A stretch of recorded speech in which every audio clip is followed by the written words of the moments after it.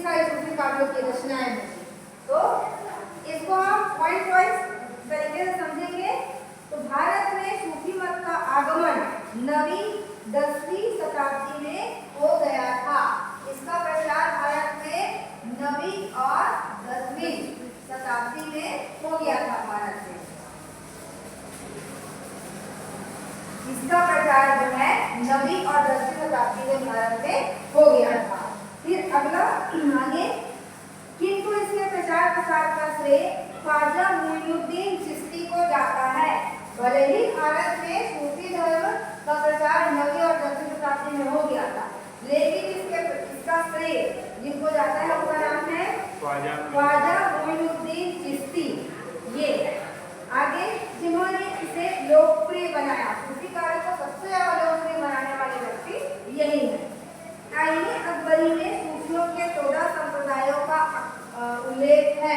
एक आईने अकबरी है, आईने अकबरी, आईने अकबरी। इसमें सूफियों के 14 संप्रदायों का इसमें उल्लेख हमको देखने को मिलता है। कितने संप्रदाय? 14, जिनमें से 5 संप्रदाय प्रसिद्ध हैं। तो इनके 14 संप्रदाय, लेकिन जो बहुत प्रसिद्ध हैं वो संप्रदाय 5 हैं। प्रसिद्ध संप्रदाय हैं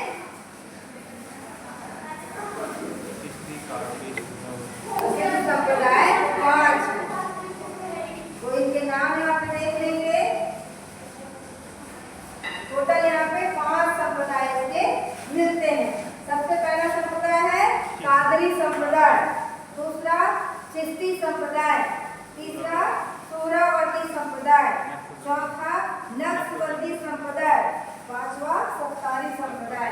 14 संप्रदाय भले ही हैं, लेकिन प्रसिद्ध जो है 5 हैं। उन पांचों के नाम फिर से रिपीट कर रहे हैं। कादरी संप्रदाय, चिश्ती संप्रदाय, सोहरावर्दी संप्रदाय, नक्शबंदी संप्रदाय, सत्तारी संप्रदाय। यही 5 संप्रदाय सूफियों में सबसे ज्यादा प्रसिद्ध है। इनमें से चिश्ती संप्रदाय सर्वाधिक प्रसिद्ध है। और इन पांचों में भी जो 5 नाम बताए, उनमें भी जो चिश्ती संप्रदाय है वो सबसे ज्यादा प्रसिद्ध माने जाते हैं। इसकी 7वीं पीढ़ी में ख्वाजा मोइनुद्दीन चिश्ती हुए, जिन्होंने भारत में सूफी मत का प्रचार प्रसार किया। तो ख्वाजा मोइनुद्दीन चिश्ती जो है, उन्होंने ही सूफी मत का प्रचार भारत में किया, क्योंकि हमको भारत में ही प्रचार प्रसार जो हो वही पढ़ना है। तो ख्वाजा मोइनुद्दीन चिश्ती ने ही सूफी संप्रदाय का प्रचार प्रसार भारत में किया। यही मेन पॉइंट है। सोहरावर्दी संप्रदाय का भारत में प्रचार बहाउद्दीन जकरिया ने किया। कादरी संप्रदाय का प्रवर्तन भारत में अब्दुल कादिर ने किया। मूलतः भारत में इस संप्रदाय का प्रचार किस व्यक्ति ने किया है, ये नाम हमको अच्छे से याद होना चाहिए। इस संप्रदाय के सैयद मोहम्मद गौस इनके इतने ख्याति प्राप्त हुए कि सिकंदर लोदी ने अपनी पुत्री का विवाह उनके साथ करा दिया। नक्शबंदी संप्रदाय का भारत में 17वीं शताब्दी में अहमद फारूकी ने प्रचार प्रसार किया। तो जो 5 संप्रदाय हैं, 5 संप्रदाय को यहाँ पे प्रसारित करने वाले व्यक्तियों के नाम मैंने बता दिए। सबसे ज्यादा यहाँ पे प्रसिद्ध संप्रदाय है, उसका नाम है चिश्ती संप्रदाय। फिर सूफी मत की मान्यताएं, तो ये सब देखेंगे। उसके बाद देखेंगे सूफी मत की मान्यताएं।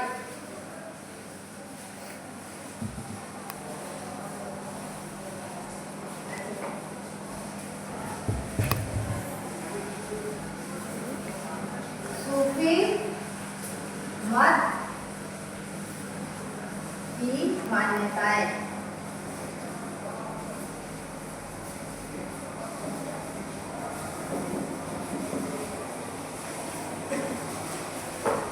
सबसे पहला पॉइंट इसमें है, सूफी मत में ईश्वर को निराकार एवं सर्वव्यापी मानते हैं। सूफी मत के लोग ईश्वर को निराकार, जिसका कोई आकार नहीं है, ऐसा मानते हैं, और सर्वव्यापी यानी कि प्रत्येक जगह पर ईश्वर का आभास होता है, ऐसा वो मानते हैं। वे ईश्वर को जगत में व्याप्त मानकर उसके सौंदर्य पर मुग्ध होते हैं। ईश्वर इस जगत के कार्य कर रहे हैं ऐसा मानकर वो उस पर मुग्ध हो जाते हैं बिल्कुल। दूसरा, सूफियों के अनुसार मानव सृष्टि का सर्वश्रेष्ठ प्राणी है। सूफी लोग मानव को इस संसार का सबसे सर्वश्रेष्ठ प्राणी मानते हैं और उसमें ईश्वर की छाया है, यानी कि हमारे अंदर जो आत्मा है उसको परमात्मा का अंश मानते हैं। उसमें जड़ अंश नफस भी है और आध्यात्मिक अंश रूह भी है। नफस को मारना मानव का कर्तव्य है तथा रूह को ईश्वर के दर्शन होते हैं। तीसरा, मानव में परिपूर्णता का बीज सुसुप्तावस्था में होता है, उसे स्फुरित करना मानव का कर्तव्य है। मोहम्मद सर्वश्रेष्ठ पूर्ण मानव है। ईश्वरीय साक्षात्कार पीर और गुरु की सहायता से होता है। तो ईश्वर की प्राप्ति बिना किसी गुरु के संभव नहीं है, ऐसा सूफी काल में माना जाता है। ईश्वर की प्राप्ति यहाँ पे पीर या गुरु के द्वारा ही संभव है, ऐसा बताया गया है। फना मानवीय गुणों का नाश है और बका ईश्वरीय गुणों की प्राप्ति हुए। कुछ नाम है, ध्यान से सुनिएगा। फना मानवीय गुणों का नाश है और बका ईश्वरीय गुणों की प्राप्ति। दो नाम है, फना मानवीय गुणों का नाश, बका ईश्वरीय गुणों की प्राप्ति। पीर या गुरु ही साधक को शैतान के शिकंजे से मुक्त करता है। मानव जो शैतान के शिकंजे में फंसा है उससे पीर या गुरु ही उसको मुक्ति दिलाता है, ऐसा सूफी काल की मान्यताएं हैं। जो मैंने आपको पॉइंट लिखा है वही हम पढ़ते हैं। चौथा पॉइंट है, शैतान साधक के मार्ग में बाधक है। शैतान जो है साधना के मार्ग में क्या करता है, बाधक बनता है, किंतु यह साधक की साधना को परिपक्व बनाता है, क्योंकि बिना बाधा के कोई भी साधक अपनी साधना को आसानी से पूरा कर लेगा। तो साधना का अर्थ क्या होगा? तो जब तक साधना में कठिनता न आए तब तक फिर साधना कैसी थी वो। यह शैतान वेदांत की माया के समान है। पांचवा पॉइंट है, सूफी साधना के 7 सोपान है। सूफी साधना के 7 सोपान है। सातों के नाम, सबसे पहला अनुताप, दूसरा आत्म संयम, तीसरा वैराग्य, चौथा दारिद्र्य, पांचवा धैर्य, छठा विश्वास और सातवां प्रेम। ये कुल 7 सोपान है। सूफी साधना के 7 सोपान, अनुताप, आत्मसंयम, वैराग्य, दारिद्र्य, धैर्य, विश्वास, प्रेम। ये सूफी जो है साधना है उसके 7 सोपान। अब हम अगला पॉइंट देखते हैं। ईश्वरीय साधना के 4 मुकाम हैं। मुकाम माने पड़ाव, टोटल 4 पड़ाव है। इनके नाम है, ध्यान से सुनिए। पहला है शरीयत। ये जो 4 मुकाम हैं, ये 4 पड़ाव है सूफी धर्म साधना के। उनमें सबसे पहला है शरीयत।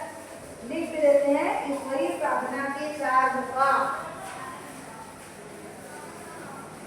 ईश्वरीय साधना के 4 मुकाम। ये उर्दू शब्द है, इसका हिंदी अर्थ है पड़ाव। तो इसके 4 पड़ाव हैं टोटल।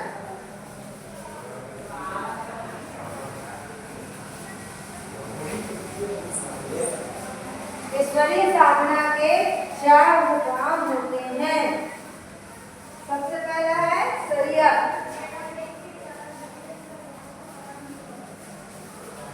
दूसरा है, सबसे पहला है शरीयत। ये हमको मूल रूप से ईश्वरीय साधना के 4 मुकाम में पढ़ा हुआ है, पढ़ने हैं। सबसे पहला है शरीयत, दूसरा है तरीकत, तीसरा है मारिफत, तरीकत,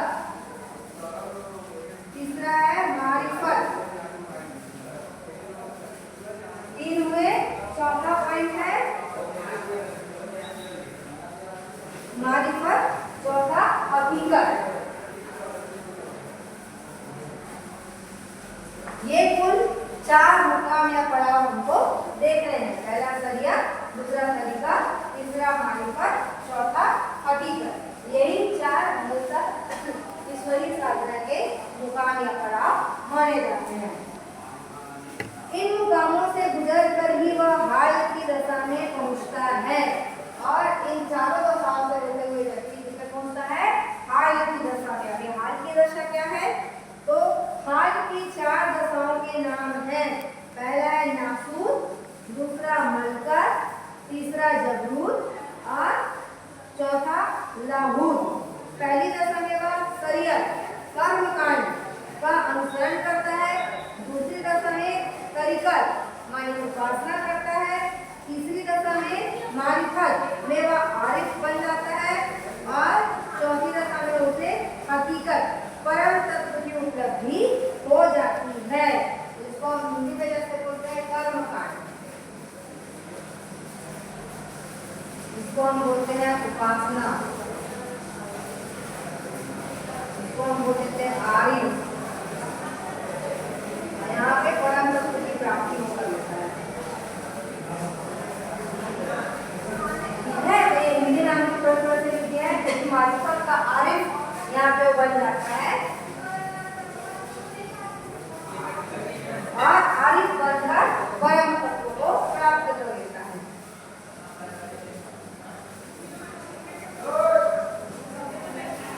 ये अच्छे से समझने की यहाँ पे चीज है। अगला फिर इसमें है पॉइंट है 8वां, सूफियों में मजार पूज्य है एवं तीर्थ यात्रा भी मान्यता है। तो इनमें मजार पूज्य है। अगला है सूफी साधना में इश्क मजाजी, लौकिक प्रेम से इश्क हकीकी और लौकिक प्रेम को प्राप्त करने पर बल किया जाता है। 10वां पॉइंट है यहाँ पे, हाल की दशा में पहुंचकर साधक ब्रह्म ज्ञान को भूलकर एकमात्र अपनी क्रिया ईश्वर के रूप में लीन हो जाता है। सूफी साधना में साधक की कल्पना पति रूप में तथा ईश्वर की कल्पना पत्नी रूप में की गई है। ये मूल बात समझने की है कि इसमें स्वयं क्या है और इसको प्राप्त करना है वो क्या है। सूफी धर्म में साधक जो है, साधक की कल्पना पति के रूप में की गई है और ईश्वर की कल्पना पत्नी के रूप में की गई है। यानी कि साधक जो है पति के रूप में रहकर ईश्वर की प्राप्ति करता है, किसके? नायिका के द्वारा पत्नी के रूप में। ये इसमें मूल चीज है। जबकि भारतीय रहस्यवाद के कवि आदि कवियों ने साधक जीवात्मा को प्रेयसी माने स्त्री रूप में तथा परमात्मा को प्रियतम पुरुष के रूप में कल्पित किया। तो भक्ति साधना में संत काव्य है वो इससे थोड़ा उल्टा है। उसमें जो है प्रेयसी स्त्री होती है ना, और जिसको प्राप्त करना है प्रियतम वो होता है स्त्री, तो पुरुष के रूप में हम कल्पित करते हैं। अगला पॉइंट है सूफी मत इस्लाम से संबंधित है किंतु इसमें इस्लामिक कट्टरता विद्यमान नहीं है। इस मत के अनुयायी उदार, विशाल हृदय, सहिष्णु एवं संवेदनशील हैं। पॉइंट को अच्छे से समझना। सूफी मत इस्लाम से संबंधित है। सूफी जो मत है वो किससे संबंधित है? इस्लाम से। और किंतु इसमें इस्लामिक कट्टरता, जो इस्लामिक कट्टरता है उसका अभाव आपको सूफी धर्म साधना में देखने को मिलेगा। इस मत के अनुयायी उदार होते हैं, जो इस मत को मानने वाले हैं वो बड़े उदार होते हैं और विशाल हृदय के होते हैं और बहुत ज्यादा सहिष्णु और संवेदनशील हृदय होते हैं। ये इस्लामिक जो सूफी कार्य रचना करने वाले हैं ये उनकी विशेषता है। तो ये था आपका 3-4 चीजों को हम समझे। सबसे पहले सूफी मत की मान्यताएं, क्या क्या सूफी मत में जरूरी है। उसके बाद इसको पॉइंट वाइज ढंग से